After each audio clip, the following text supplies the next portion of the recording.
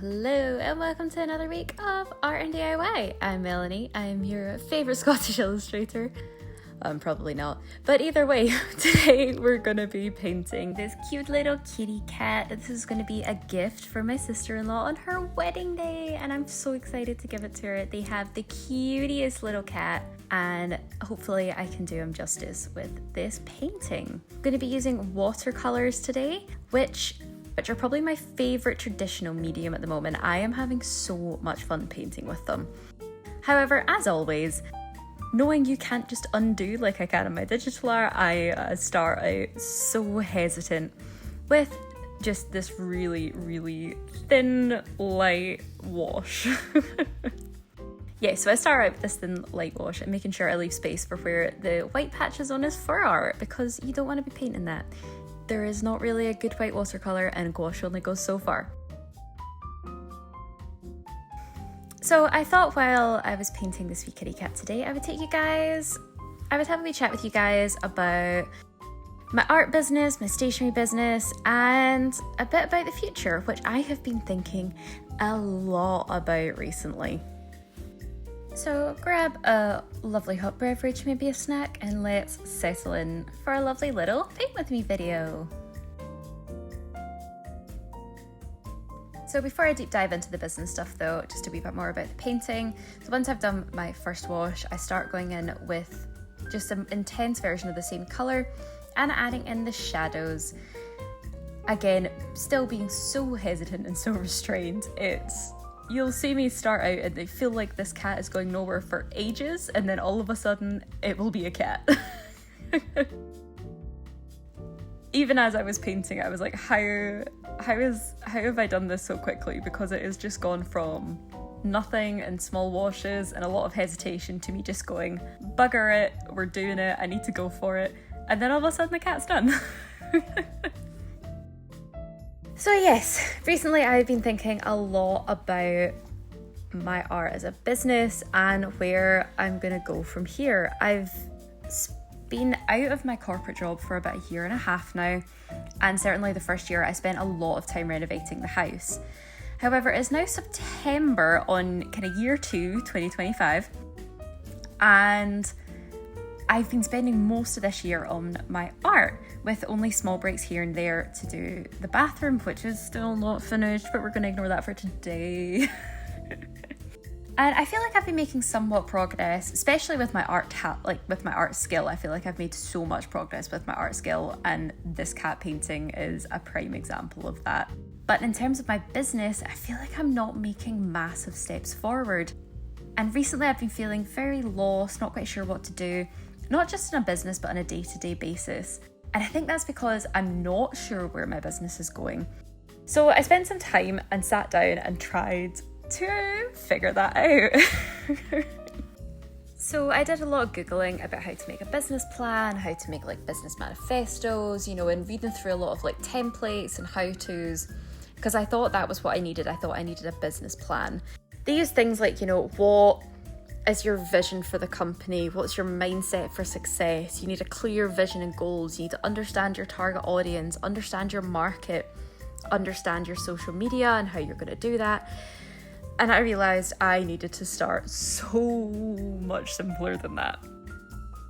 A few years ago, God, probably a decade ago now, I watched a fantastic video by Simon Sinek all about finding your why. I believe it's called The Golden Circle.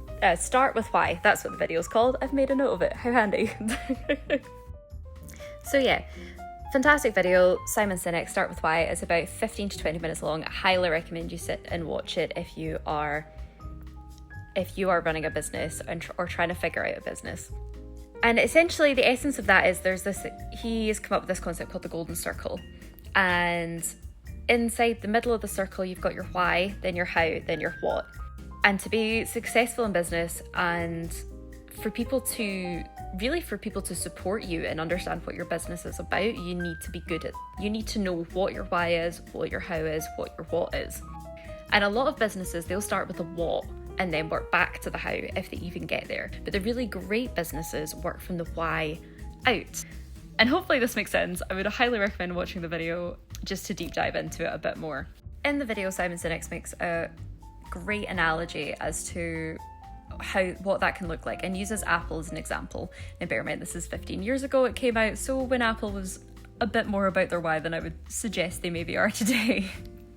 That's another side note though. So if I am paraphrasing this okay, Apple's why is, we want to be disruptive and believe things can be done better. How we do that is by making sure we have user-friendly interfaces and things are simple and easy to do. Oh, and by the way, we make computers. And that is one of the reasons you'll buy almost anything from Apple, because you buy them for their why or how, not their what. It doesn't matter if they make computers, phones, again, 15 years ago, iPods, etc. You buy them because of their why and how, not because of, their final specs. The final specs are just sometimes a great bonus. So I started out making notes. Okay, what am I currently doing? I'm doing commissions, I'm doing stationery, and I'm making my portfolio art. And then I stared at the three of those for ages and thought, why am I doing this? It seems like such a silly thing to think and say to yourself when you're already making a business around it and you're saying this is what you want to do with yourself. But I really had to sit down and be like, why am I making these? Why am I doing this? And in the end, this took a wee bit of journaling, a lot of thought, and I came out with two beliefs as to why I'm doing this. This is going to get cheesy as heck from here on out. I believe the world should be a beautiful and joyful place. In fact, I believe the world is a beautiful and joyful place. I want to be able to show and help others find that beauty and joy. And specifically, how I do that is by helping show them and bringing it into their everyday life. So just to clarify, my why would be, I believe the world should and is a beautiful and joyous place. My how is, I want to help others find that beauty and joy by showing it to them in everyday life. That's not a once in a lifetime experience. It's not taking them halfway around the world. It is showing that beauty and joy in everyday life. And my what? My what is my art.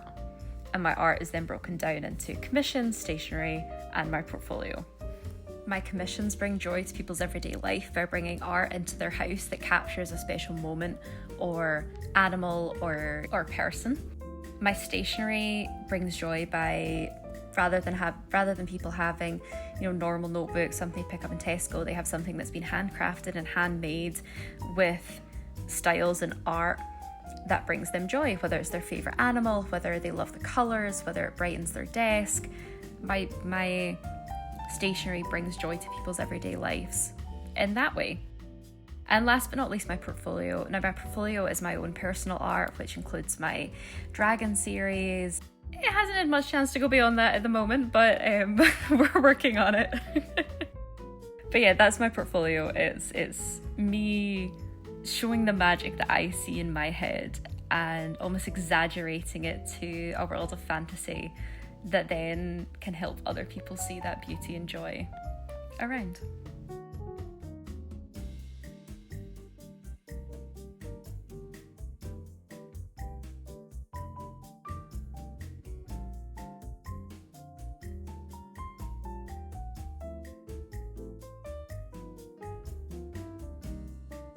Now, back to the painting of this cat for a wee bit. So unfortunately my phone did die and I lost a wee bit of footage, but as you can see, we've now moved on from generic washes, all of, mostly kind of orange colours, but also a wee bit of reds, blues and yellows, into adding in the individual hairs. Now this is where this really comes alive.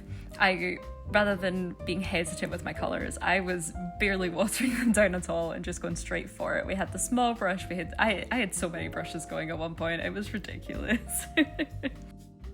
And slowly and surely, using different colours, layering them up to create not only the fur texture, but where shadows and light were falling in the face, where the patterns on the fur were, and also just, the ups and downs of the kitty.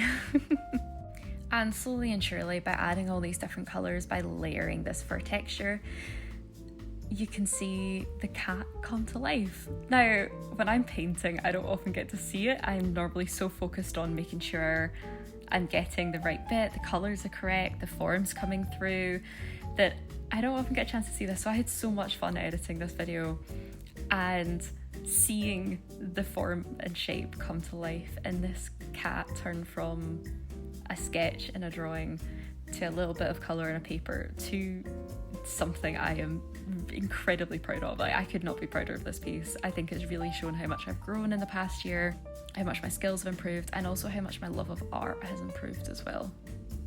And this piece is a great example of what I was just saying, where hopefully the recipients of this gift will find joy and find beauty from me capturing their beloved little kitty cat in a peaceful moment that they can have on their wall for forever, really.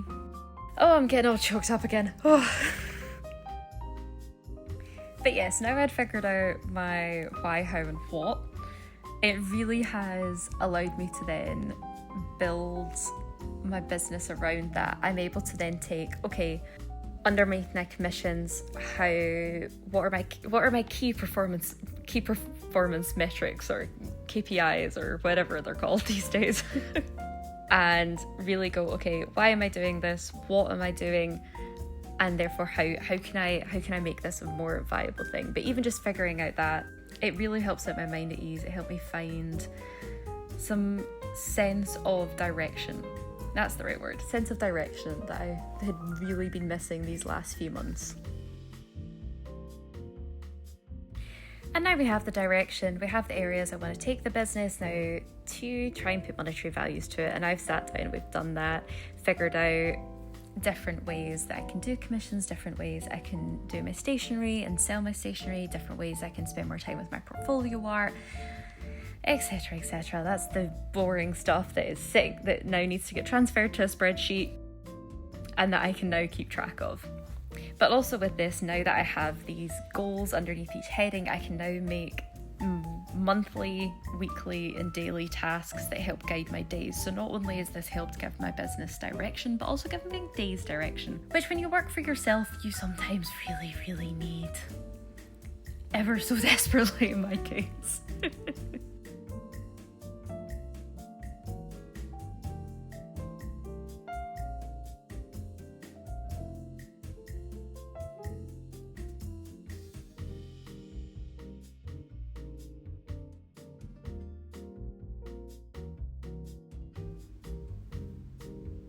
I think that's everything I wanted to talk about in terms of the business stuff. So I hope you guys enjoyed kind of listening a little bit about back-end processes, and also maybe learned a little bit about some things maybe you need to run your art business or any other business for that fact. So I'm gonna leave you guys to this kitty. No, I'm not. I'm gonna talk about the process a bit more.